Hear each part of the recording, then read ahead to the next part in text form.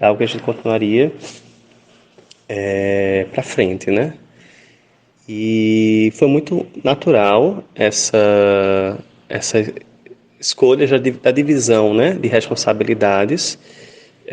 Desde Juliana, apesar do desejo dela de ficar com a guarda integral de Davi, não me via como não sendo um pai que compartilhasse, né, todas as ações nesse processo da paternidade.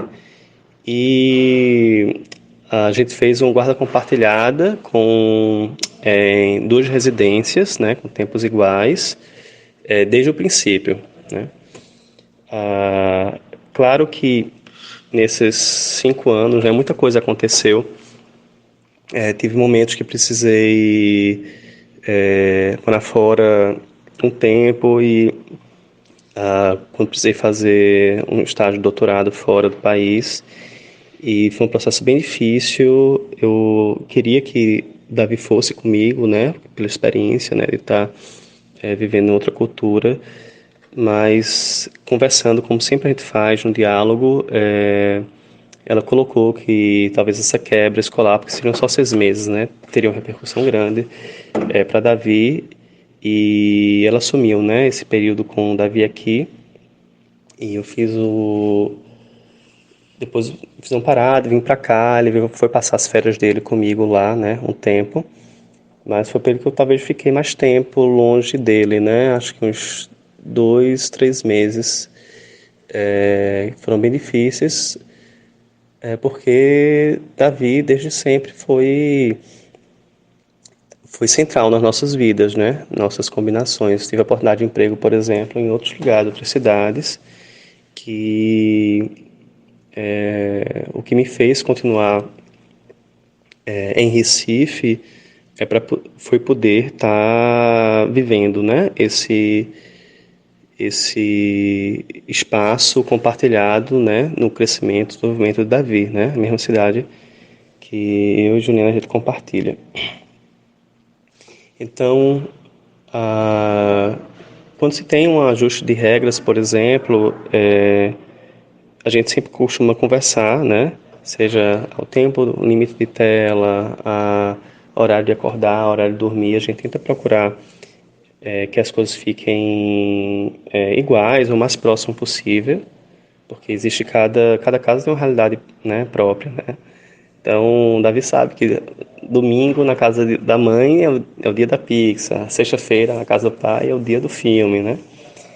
Mas e ele já entende isso, já incorpora dentro do calendário, na agenda dele. Ele sabe que segunda e terça está com o pai, quarta e quinta está com a mãe, e nos finais de semana a gente alterna, né, quinzenalmente. E esse processo, esses dias assim, foi algo que não foi muito difícil a gente escolher dividir assim, porque antes da gente se separar, nossa rotina de casa era isso, assim, né? Quarta e quinta-feira era o dia que eu viajava para Caruaru, que eu estava fora, então Juliana ficava mais próximo da Vi. Segunda e terça era o dia que ela dava plantão, então eu assumia muito esse lugar, né, na casa, né? Então foi algo que a gente conseguiu encaixar dentro da nossa rotina e, e possibilitou dar essa continuidade sem muitas quebras, né? No processo de educação, de formação de Davi. Sempre quando tem alguma ação, seja uma reunião da escola, seja uma reunião com a psicóloga, a gente procura sempre estar junto, né? Uma consulta, né, na pediatra, fazer essas atividades com relação à saúde e educação da Davi de maneira conjunta, né? E sempre procura discutir. Claro que não foi, vamos dizer assim, fácil, nunca foi, né? No começo, o mais difícil, né? A questão de todo o processo que é a separação, mas hoje a gente já vê isso como algo natural. Por mais que a gente tenha nossas diferenças, eu acho que a gente tem algo em comum que é o cuidar, né? E o crescer de Davi. Então é algo que a gente sempre procura conversar e respeitar muito, né? Esse lugar do outro. Sempre, quando Davi traz uma situação, pergunto, né? Sobre, eu procuro ressaltar o lugar, né? de Juliana, da mãe, assim como ela respeita muito o meu lugar quanto pai. Na fala de Gustavo, fica bastante evidente o fato de que eles não são mais um casal, mas mesmo assim ainda são a família de Davi. Eles são, inclusive um para o outro, gente que a gente chama de gente da gente, como cantou o Mundo Bita. Gustavo não pode, Juliana vai lá e apoia. Juliana não pode, Gustavo vai lá e apoia. Tudo isso sustentado por um diálogo central na construção da educação de Davi. Gustavo disse no seu discurso que fácil não foi, mas que foi natural. Bem, eu penso, fácil nunca é. Constituir-se família é bastante desafiador, inclusive para as famílias nucleares consideradas tradicionais, com pais que mantêm a conjugalidade e moram na mesma casa. Todos os dias, eu e o meu marido, por exemplo, nos deparamos com diversos desafios de pessoas diferentes que educam 3 outras crianças. Isso também ocorre com Paulo e Ana, os pais de Vinícius e Caetano, que já estiveram conosco no episódio 6 e que voltam para colaborar conosco nesse 7º episódio. Acho que ajudou muito nessa construção, porque eu nunca fui uma mulher de ter planos de eu vou casar e eu vou, muito menos eu vou ser mãe. Não era assim, sabe? Eu quis casar com o Paulo e eu quis ter filho com ele, sabe? E aí acho que isso ajudou muito. Se não tinha essa expectativa de vai ser desse jeito, eu tenho essa fantasia e eu só preciso de uma pessoa para encaixar nisso. Não, sabe? A gente foi construindo isso de uma forma muito relacional mesmo. Reconstruindo, porque isso que eu falei lá há 12 anos é um contexto completamente diferente de hoje, por exemplo, quando tem filho, né, que aí muda, é outra história completamente diferente. Eu sempre, desde que Vinícius nasceu, né, Vinícius tem 6 anos, eu sempre tive muito interesse de participar, né, da vida escolar, e não só da vida escolar, mas desde o comecinho. E, inclusive, aqui em casa teve debates e discussões que eu acho que são muito incomuns, brigas, na verdade, né? Debate não é briga, discussão, assim, cacete. Brigas com respeito. Com respeito, mas cacete. Que era o contrário, acho que de muita gente, que era obrigando, que a Aninha queria que eu fizesse determinadas coisas de determinadas formas, e eu dizia, me deixe fazer do meu jeito, né? Assim, não tem que ficar ou fralda, ou educação, deixa ele ter a oportunidade de ter 2 estilos diferentes, de pais dizendo coisas diferentes. E que no final isso foi muito bom, porque sim, eu não precisei ficar com essa carga de ou eu estou fazendo ou eu estou ensinando como é que faz. Não. Quando eu faço do meu jeito. Quando ele faz do jeito dele. E quando nós estamos fazendo, relaxamos. Exatamente. E tem o lance, ainda na história da divisão das tarefas, que eu acho muito legal, quando surge a escola, né? Hoje em dia, por exemplo, na pandemia, a gente divide quase que igualmente, né? Tem dias que um fica na aula e o outro faz a tarefa, e aí depois inverte. Quem não está trabalhando faz a tarefa. Exatamente, quem não está trabalhando faz a tarefa. E eu percebo que isso é bem legal nessa história dos estilos mesmo, né? O Vinícius, ele aprende, eu acho que a fazer várias coisas de várias formas, né? Porque não tem uma pessoa só. E ainda tem a Cris, né? Eu falei na Cris na questão da família. A Cris é a nossa funcionária que está com a gente e ela também participa, né, dessa educação, e aí tem um outro estilo também. E aí, como eu aprendi a respeitar, eu aprendi isso muito recentemente, a respeitar o estilo de Aninha, de ver isso como uma diferença e não como ela é mais devagar do que o meu estilo, enfim. Acrescentar o estilo da Cris, a criação também está sendo bem importante, eu acho. Esse casal nos chama a atenção de que mesmo na conjugalidade há diferenças que precisam ser respeitadas em família. Não é necessário que os pais estejam o tempo inteiro em acordo em relação aos cuidados com as crianças e a forma de educar.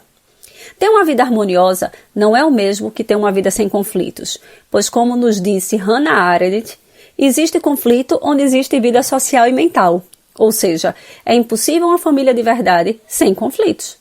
Mas o que de fato é o desejo de estar juntos e o respeito que move as relações e que vai nos levando à manutenção dos vínculos.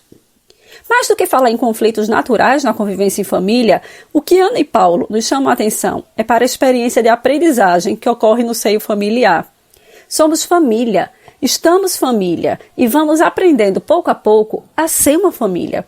Uma aprendizagem para a família composta pelo casal, outras distintas com a chegada dos filhos, outras tantas cotidianas e infinitas, no dia a dia, na construção e reconstrução.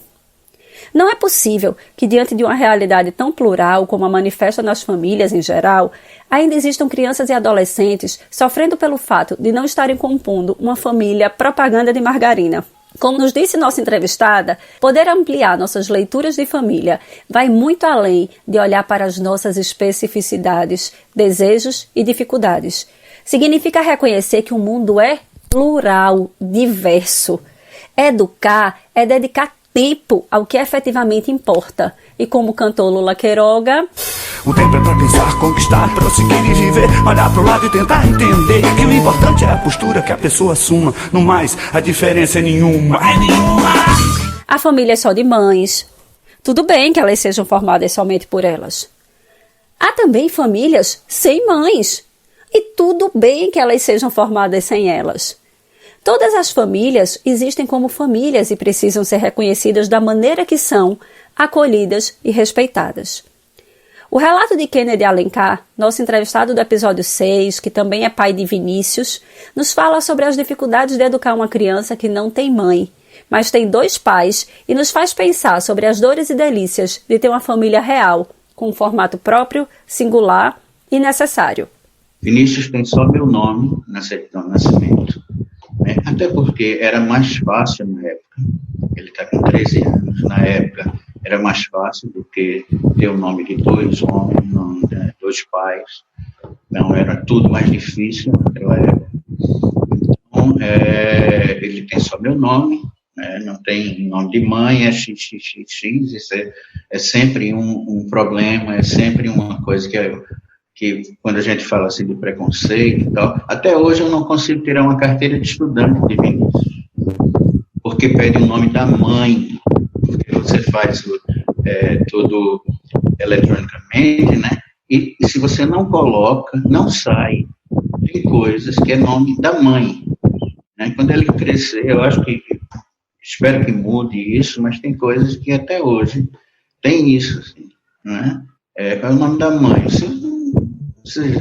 Talvez você nem perceba porque não passa por isso, mas a gente que passa, né, quando ele era pequenininho, que chegava no médico, eu me lembro uma vez que eu levei para um golpe, ele pequenininho, e a atendente queria que eu dissesse o nome da mãe, eu disse, mas não tem nome da mãe, não existe, né, mas tem que ter, porque senão eu não posso fechar a ficha. Então, eu vivi muito isso sozinho. Realmente, é inacreditável que no século XXI, um adolescente não possa ter uma carteira de estudante, porque no seu formato de família não há uma mãe. O que para nós que não passamos por isso pode até ser simples, para quem precisa a todo momento explicar as suas diferenças, pode ser bastante difícil e desafiador. Não poder ter uma carteira de estudante não é apenas se privar do desconto ofertado no teatro e no cinema. É ter o seu direito à identificação estudantil negado em função das suas diferenças, das suas especificidades não serem reconhecidas. Não podemos deixar que a burocracia de um sistema negue a um adolescente o seu direito de comprovar sua condição de estudante garantido. O ECA, Estatuto da Criança e do Adolescente, nos diz, desde 1990, em seu artigo 5º, que nenhuma criança ou adolescente será objeto de qualquer forma de negligência, discriminação, exploração, violência, crueldade e opressão. Ora, no Brasil, ainda há esse tipo de negação de direito às crianças e aos adolescentes. Quem será punido pela negação do direito que Vinícius traz há tantos anos? É preciso que as crianças que não têm mãe também possam viver como todas as outras. Porque no Brasil há a opção de pai desconhecido nos documentos, mas para a mãe inexistente essa opção é negada? Por quê? Por quê?